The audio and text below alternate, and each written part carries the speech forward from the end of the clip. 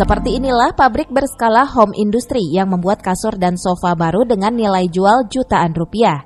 Pembuatan kasur dan sofa ini terbuat dari bahan limbah busa dari sisa potongan atau bekas kasur tak terpakai. Namun di tangan para pemuda desa Singabangsa, limbah tersebut bisa diolah kembali menjadi barang nilai guna.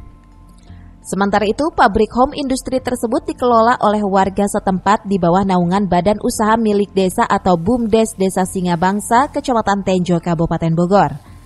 Limbah busa tersebut dibelinya dari kawasan industri di Desa Singabangsa yang tak jauh dari tempat lokasi BUMDes Desa Singabangsa yang saat ini memproduksi kasur dan sofa.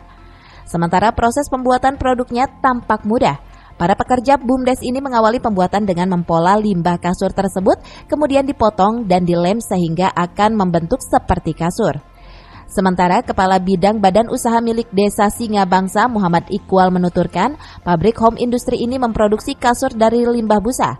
Dirinya memproduksi kursi sofa juga yang terbuat dari limbah busa kasur. Home industry tersebut merupakan badan usaha milik Desa Singabangsa dan bisa meraup keuntungan dari produksi kasur dan sofa hingga puluhan juta rupiah. Pabrik kasur, Bang. Jadi kita di sini mengelola limbah yang ada di desa kita untuk dijadikan kasur seperti ini. Ya, contohnya ini yang udah di packing dan ini sofa juga terbuat dari kasur.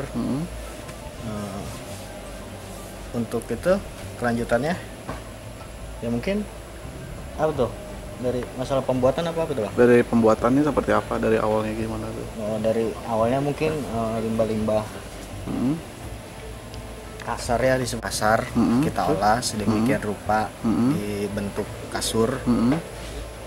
Terus ya contohnya seperti itu, dibikin pola. Hingga saat ini pemerintah Desa Singabangsa akan terus memfokuskan usaha home industry tersebut dan berkontribusi terhadap lingkungan sekitar. Dari Tenjo, Kabupaten Bogor, Iwan Setiawan melaporkan.